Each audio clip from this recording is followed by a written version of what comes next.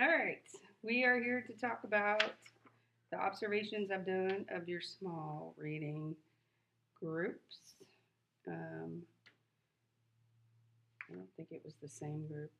No, Same that was times. a, Yeah, the second time two was a different different groups. group. Yeah. So I have your plans here. I have the expectations and then the continuum. How do you how do you plan for your reading groups? Like, what's your process? Well, I kind of go through day by day and plan out kind of with the blueprint books, which I absolutely adore. I go through and it kind of gives you the idea of like how to start it and how to finish it up. And so I kind of look at that and read through the article and find any words that they've either bolded or that I know my group will not know. I try to come up with questions that is going to fit with whatever skill we're working on that week. The last month or so, we've been doing some review stuff, so it's kind of been more um, back and forth than just one specific skill. And then I just kind of go through what is required of our small reading groups, and I try to get them into the text by asking them a question or getting kind of that background knowledge pulled together, and then we read together, and that's usually when I put the vocabulary words in. We say them, but then I have them read it through the text to get the idea of what they might mean, so that they can use them in context. So, and then I just kind of continue through the different things and then question. We'll talk about it.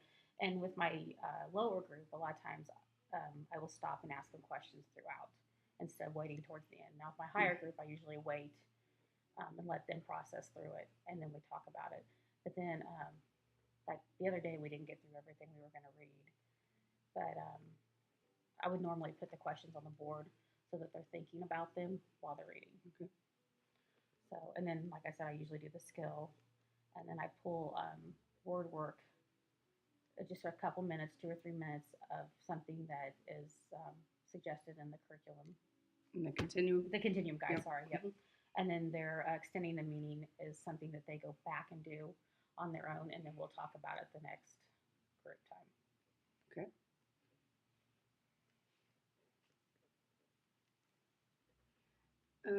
When you're looking at the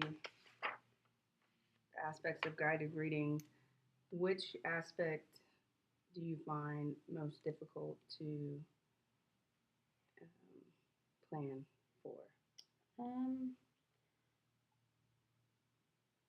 Honestly, I kind of it's extending the meaning is probably the most difficult for me, just because I want it to be an authentic thing. I want them to be able to think about what we read and then kind of be able to reflect on that. And sometimes it's hard to figure out, especially for the lower group I have that's ESL and SPED, Mm-hmm. because there's such various levels of processing that I really have to think about that one a lot of Mm-hmm. times. I've noticed the strength for you is your introduction to text, especially with the lower group. You really talk about what's going to happen before it happens, and you kind of seem to do your vocab first with them of what they're going to see and what that might Just mean. so it's there in front, in front of their mind, yeah. So that is a strength, definitely. I know that you're keeping notes on your readers during MER time. Are you noticing any strategies that you could bring in for small group? A lot, especially with that lower group, a lot of it's just fluency. They understand. Like if I read it to them, they're very good at processing and comprehending what they're hearing.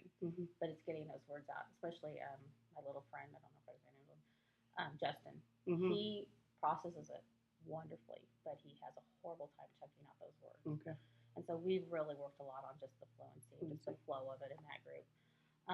The other group, yeah, I do, especially if we find, like, if I find them pronouncing words like wrong, like the ed, like with ESL kids, a lot of times the duh, they make it again.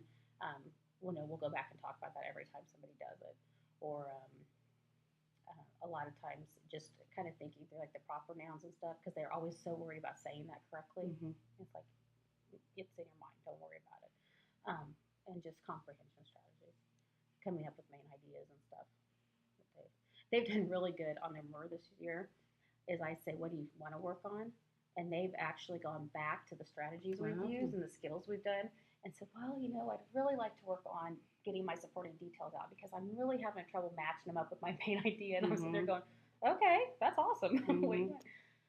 So I think doing the skills the way we did them this year, they're kind of like, not, I don't want to say isolated, but they're kind of teach the skill and then we incorporate it in within our reading groups and then we incorporate it into our MER. I think it's really helped them see that, oh, well, I can use that for this and this for that, you know. Mm-hmm. If you were to think about something that you would look at for a push, extending the meaning is what I heard you say. Mm-hmm. Is there anything else that you're thinking about as a push for next year? You're really wanting to hone in on? I'd like to get, I get the word work in, but most of the time, but there's days that I just go over and I don't get it done. I'd like to get through it quicker, as a reason, Okay. you know, because I tend to dwell on it for a while, which might not be a horrible thing, but we've got other skills we need to learn too. Yeah. So I'd kind of like to get through that. Maybe set myself a schedule. I say, you know, okay, this week we're going to do this and stick to it. Mm-hmm. Not, I go, Yeah. oh, I didn't do that day, so I'll just push it on to the next day. I know in middle school, reading looks a little different. Mm-hmm. Do you know if our kids are going into those intensive reading support classes or are they going to English? Most of them are going to English. Okay. There's just a few that we know that we put down to go into either a collaborative class Mm-hmm. or an ESL support class. Okay. But for the most part, most of them are going into regular reading classes. I wonder if dialogue between you and sixth grade.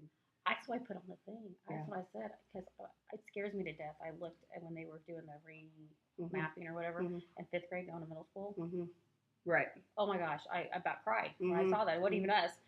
I wish sixth grade was an elementary school, but it would be nice to be able to talk and say, okay, what can we do to support you so that it's not such a culture shock Mm-hmm. when they go into those classes. Yeah. I wonder if we can get something like that. Cindy had sent me the email, and that's what I put Okay. on there. So hopefully they'll Great. take some time to do that. I think if we, like the first couple of years I taught fifth grade, we went and shadowed kids. Mm-hmm. I don't know. I mean, I can see it's probably a pain. I don't know why we don't. Right. I think we can make it. Well, they're calling me. Okay. All right. We'll be I done. can talk your ear off. Yep.